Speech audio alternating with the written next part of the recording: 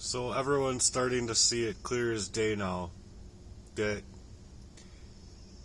when you have angels looking over you, you're highly protected.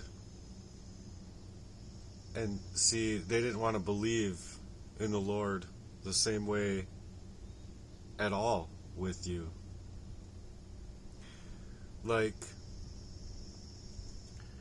there's certain parables and certain things within the Gospels that I believe people are missing. And I even mean like your avid everyday churchgoers. Because when you're put into a situation like I have, what you really have is what's in front of you. You don't have what's in the moments you're in to moments past, because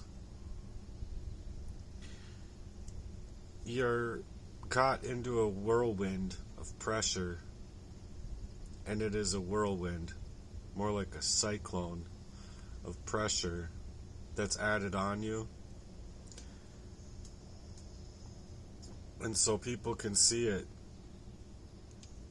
and they're intimidated by the energy that you take with them and to them because of the protection that the Lord has.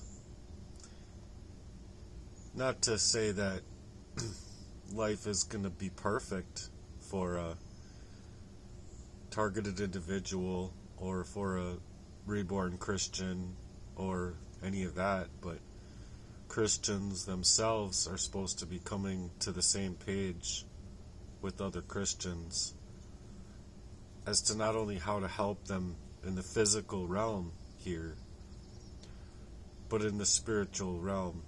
And what I mean by that is within your own prayer values. And so they're intimidated because they're not sure what's going to happen to them that took up so much negative energy. Because that's what demons do, and they'll pay for it because they see already that they have been paying for it. And it's just a fact that you can't be stopped. You can't allow these people to stop you in that fashion because you're being protected in that spiritual realm, and you're highly favored by the Lord. So that's why all of the enemies forming their weapons against you aren't going to succeed, because the Lord is your shield, and it bounces back to them that didn't put two and two together from the beginning.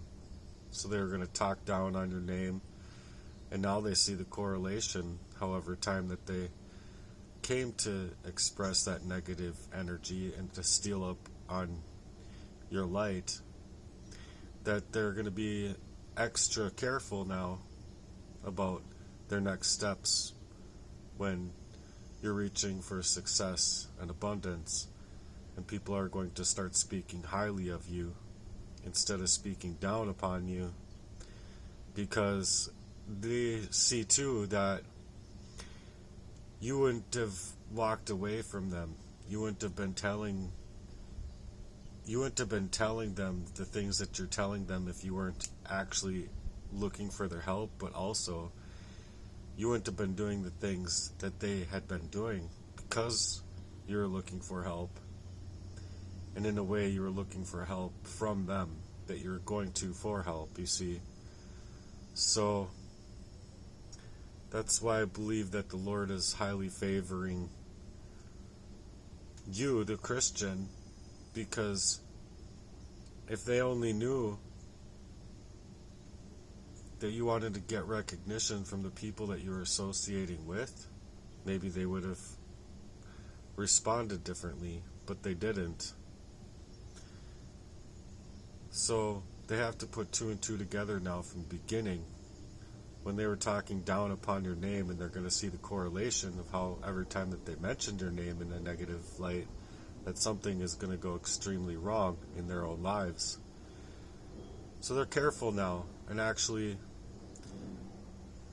it's because of the abundance of success that's rushing towards you with how you are moving, that they're going to not only have people highly speaking of you highly, but it's going to be hard to believe their stories anymore about who you are. And it's because other people are going to be able to see that because you decided to move differently and you weren't chasing some clout that they were after, you were chasing a real camaraderie of a true heart's value, not to be put in the kind of ways that they did. So I just want people to know that you're loved. You're truly loved. And as far as where true Christians' prayers are at, it's going to be in that way. That's to take it out here, where there's two or more that gather in my name, there as well as the Lord. So you can pray about those things as far as it being open online, because look, the decimation of the family unit is obvious, and if it's not obvious to you already this far, it should be. But these phones and the technology and everything else wasn't to actually help us to get together and have that true camaraderie, that true family unit. It was actually set in motion to decimate that and to take it away from us to actually establish family and establish that camaraderie. So that's why there's these, the big building of Yotobites that literally doesn't have any windows on it. And the only people that work there are they gotta be seriously evil, corrupt men and people in general.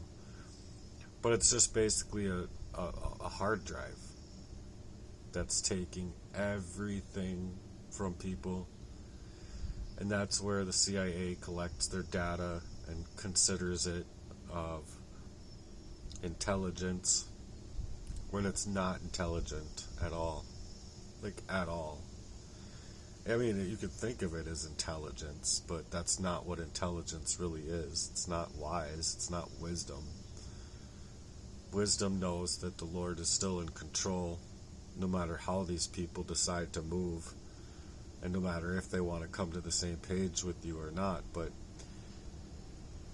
so, moving on, it's just the people are going to recognize that you're not as stupid as you're being made out to be by these same people that could never come around, and they don't come around now, and they never had come around. And so they can go ahead and try to laugh it off and act as though that nothing is going to be able to shake them from their own foundation. But the fact of the matter is that it's you that's unshakable. It's you that's that tall standing tree, that even if you were wilting, or even if you didn't have all the leaves on your tree, as though your life, your livelihood, your availability to yourself, or your availability to work correctly without what people had been doing to you, or without being poisoned or masked with some kind of extra relationship or relational way that these people took inside of your life to continuously control you. They're going to realize that when you do go to the Lord and you do pray about those things, that's where the life, that's where the wealth springs of life come up. That's where your life, as that tree, get the leaves, get the nutrients, get the sunlight, and can actually live again. And so they're going to see that. They're going to see that, and others are going to see that, and they're not going to be able to continuously stopping you on your road to success. And no one in your family has ever been on that, so you've been paving the way for that future inside of your heart's work vision, or inside of your vision, and the generations around are now able to see that, and they're able to talk about it and see that you're moving differently. So continue moving in your prayers in that fashion and believing in yourselves, I guess is what I'm trying to say, because they want you to give up, and you can believe that there's not demons out here, but you have to be able to look around and you have to be able to see that there's an energy transfer that's happening out here sometimes, where certain people are onlookers specifically so that they can make sure you're sad, make sure you're all up in arms, you don't know what to do about this, that, or the other. They want to do that to you because they're trying to steal your energy. That's what demons do. It's just to destroy your mind, destroy your availability to your own self to find peace. So right when that happens, that in a nutshell is what it means to be in a spiritual battle. And so I just want to let you know that if you're dealing with that kind of spiritual attack, you're not alone in this. You have a lot of people's prayers for you that understand this spiritual warfare, but also the emotional, just derangement that it's meant to leave you in, because it's abuse, and especially when it's coming from people that you never have expected it to come from. It's just something that's gonna tear away at your heart, like the locusts trying to take away everything, eat up everything of your life. So that's kind of like the parable there, is that when they're trying to stage up your life to where they're taxing on your energy, what they're doing is what the demons are doing, and they look a lot like people, they look a lot like people in their own life and stuff. It's really weird, but you have to basically be able to see those things before they happen, hopefully. Hopefully you're not being poisoned up and masked and you don't have control over your origination of self. But so long as you do have control over your origination of self, you can actually spot the demons. You can hear them. You can literally see them, hear them, feel them coming from other people. And I'm not saying I'm perfect. I'm not saying any of us are perfect. It's just whether or not are you willing to fight those things, or are you just going with the flow of what's out here in the worldly way? Because if you're going with the flow in the worldly way, sure, you might feel unstoppable for a period of time, but in the end of life, God's going to stop you. If nothing else is going to stop you in this life. And so it's an energy transfer. That's what they're trying to do. But once they snake away your energy, they're going to come after your light full scope, because that's what they want to do. They want to steal up your energy, steal up your time, steal up your resources. Demons are the most destructive kinds of people, because they get into people, and they want to not only game up your love life, but game up your whole financial life, every source that you have. So it's that cyclone that I'm talking about. And in order to get past that cyclone, you have to go into spiritual battle. And what I mean by that is that right when you catch it, right when you see it, right when you feel it for what it is, go into prayer right away, into spiritual battle, and know that the Lord is more powerful than what these demons are. This fly is bothering me. It's like this fly is a demon, because he's like, oh, I bother you, I'm going to keep bothering you then. He must be bored. But see, that's kind of what it's like. It's like, oh, all of a sudden, you're just, the fly is flying around, good analogy, I guess. Flying around like, oh, I'm not bothering nobody, nothing to do. He's bored, All of a sudden he lands on you and you're bothered by it. So it's like, okay, stop bothering me. And now it's like, oh, I'm going to go over here. Now I'm going to go over here. Now I'm going to go over here and I'm going to bother you some more. Found something to do. So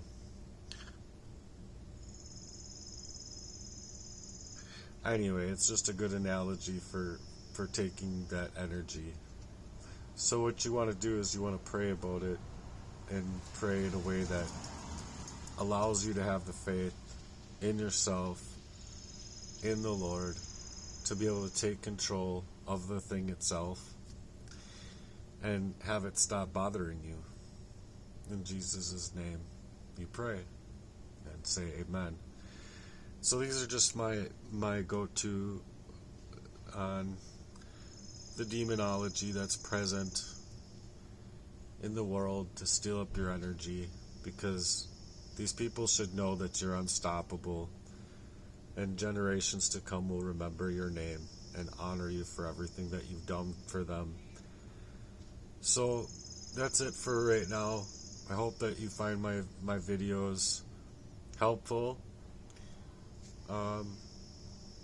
We would like people that want to be able to be a part of something real out here happening. So if you really do support my work and you support where I'm at, I've gone through a whole lot. So I'm Cobra Murden on Facebook, and I'm Ironheart Murden on Instagram, and it would mean a great deal to me to have you all on both of those accounts. So until next time, I'm gonna get out of the heat here and get back inside, because they got 2 or 3 now. They're like, we're all gonna bother him now. So anyway, peace.